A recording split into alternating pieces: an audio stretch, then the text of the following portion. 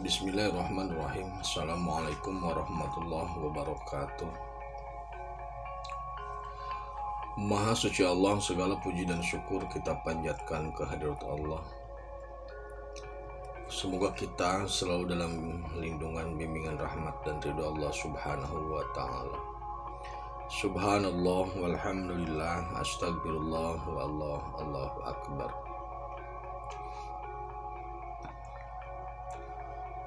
Kembali saya dari tim Raja Wali Nusantara. Kali ini akan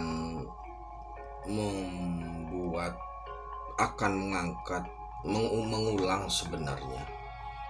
Akan mengulang terkait dengan Tombo Ati.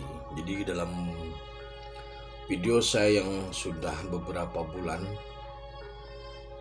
itu kami sudah mengangkat Tombo Ati, tapi kemudian kami berpikir ini perlu ada pengulangan, perlu ada pembuatan ulang karena belum efektif.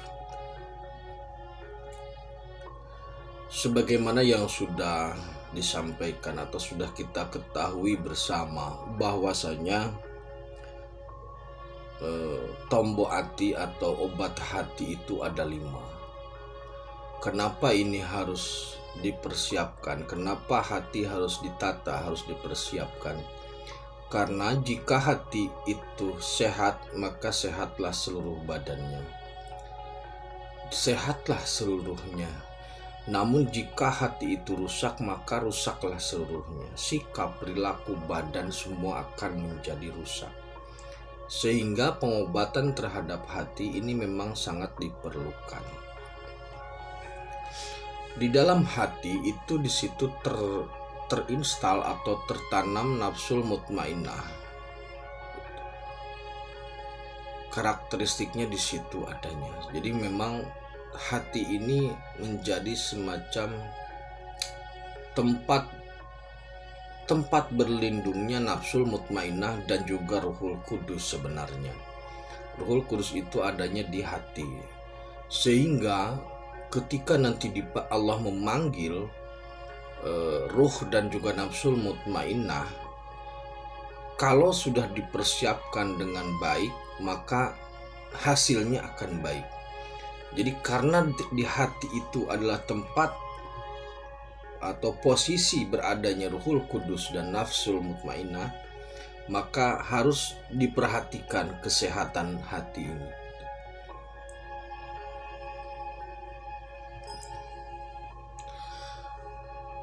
Obat hati versi yang umum itu kami revisi. Jadi kami menawarkan konsep revisi yang baru. Kalau yang umum itu, yang pertama adalah membaca Al-Quran dan maknanya. Kemudian yang kedua, sholat malam, melaksanakan sholat malam. Kemudian yang ketiga, berkumpul dengan orang soleh. Kemudian yang keempat, puasa, sering berpuasalah. Kemudian yang kelima, dzikir malam atau sering berzikir malam.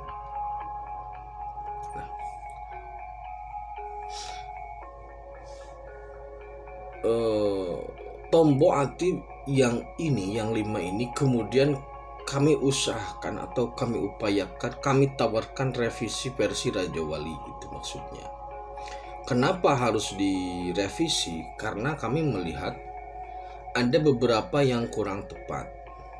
Jadi ada yang tidak efektif, ada yang tidak efisien. Yang pertama, Tombo Ati itu adalah membaca Quran dan maknanya.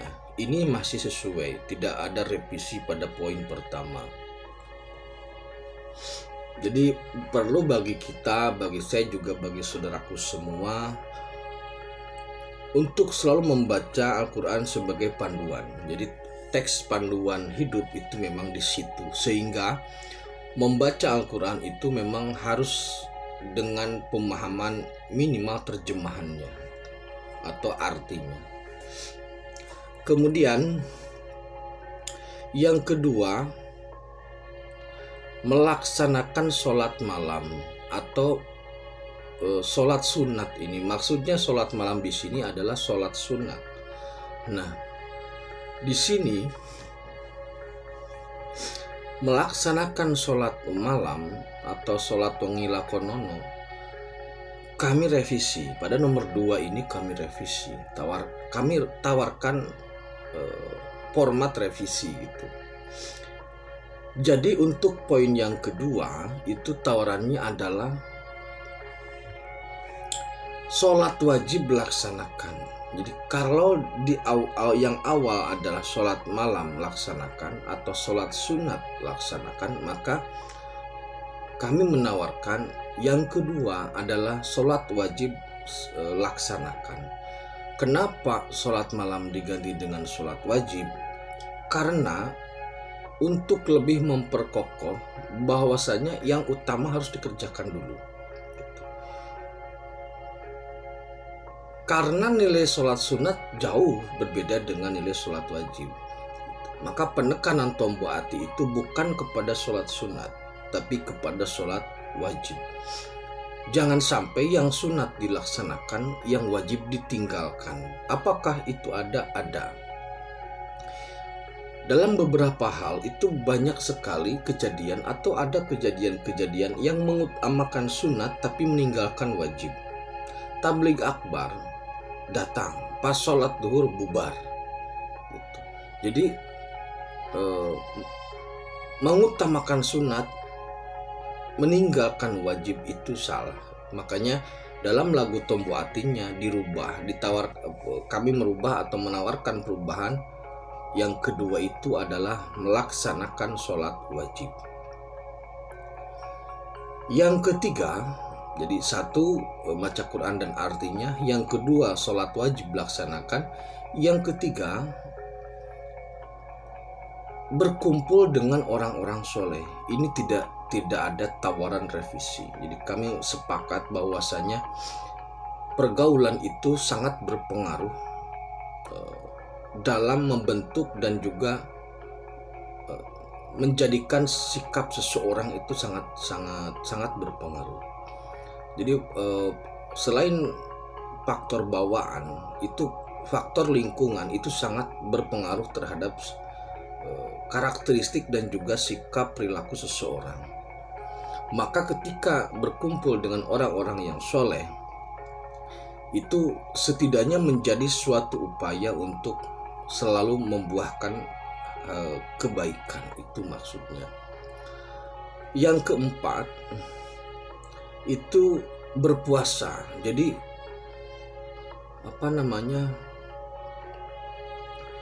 yang keempat itu sering berpuasa. Nah, berpuasa ini maksudnya dalam Tombo Hati ini adalah sering menahan lapar atau sering berpuasa, sering lelaku, sering tirakat. Itu. Karena sudah saya katakan dalam beberapa video bahwasanya orang Jawa ini sangat siap, sangat berani dalam melakukan tirakat-tirakat seperti itu. Diharapkan zaman dulu ketika lagu ini diciptakan, ya mungkin ketika orang sering bertirakat atau sering melaksanakan puasa, ini diharapkan bisa menjadikan sikap soleh, soleh dalam bersikap, soleh dalam berpikir, soleh dalam berucap gitu loh. Nah, namun untuk saat ini kami tawarkan revisinya. Jadi untuk nomor 4, sering-sering berpuasa itu kami revisi menjadi kinerja yang maksimal. Jadi memaksimalkan kinerja. Nah, karena apa?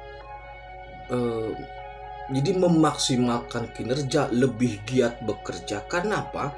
Karena kalau saat ini orang-orang terus berpuasa yang berkepanjangan, maka akan kesulitan dalam kegiatan bekerja.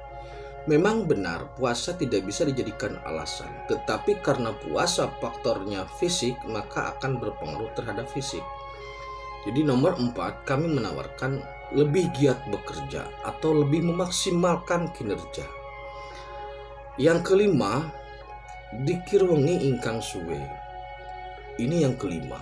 Nah, dikir wengi ingkang suwe ini juga kami revisi. Kenapa direvisi? Karena sudah tidak relevan. Kalau seseorang terus-terusan berzikir sepanjang malam, bagaimana besok dia mau belajar, mau bekerja, mau beraktivitas, pasti ngantuk. Maka kami menawarkan adalah dikir wengi ingkang suwe itu dirubah menjadi dikir sepanjang waktu. Yang dimaksud dengan dikir sepanjang waktu adalah dikir anfus. Dikir anfus atau dikir nafas ini adalah dikir yang tidak membutuhkan waktu, dikir yang tidak membutuhkan tempat tertentu. Jadi dikir hu Allah sepanjang waktu. Kalau dikir yang dimaksud oleh Tombo Ate sebelumnya itu adalah dikir yang fokus, yang duduk di suatu tempat kemudian berdikir. Nah, maka tawaran kami adalah zikir anfus sepanjang waktu atau zikir hu Allah sepanjang waktu. Itu tidak ada ruang, tidak ada waktu. Selama bernafas kita bisa melakukan itu dimanapun dalam situasi apapun. Karena zikir anfus atau zikir hu Allah itu menjadi iringan dalam setiap nafas kita. Jadi itu tawaran untuk perubahan Tombo Ati. Yang pertama baca Quran dan maknanya sama. Yang kedua sholat tungi atau sholat sunat diganti menjadi sholat wajib. Yang ketiga berkumpul dengan orang soleh tetap. Yang keempat sering berpuasa diganti menjadi lebih giat dalam bekerja atau memaksimalkan kinerja. Yang kelima zikir wengi, sering berzikir zikir wengi lama perpanjang zikir malam dirubah menjadi zikir hu Allah sepanjang waktu. Insya Allah ke depan nanti akan ada format lagunya yang baru. Jadi memang harus direvisi karena zaman juga terus berubah gitu. Yang terpenting adalah bisa memberi manfaat bagi kita. Demikian, terima kasih. Tetap tingkatkan iman dan amal soleh. Akhirul kalam. Assalamualaikum warahmatullahi wabarakatuh.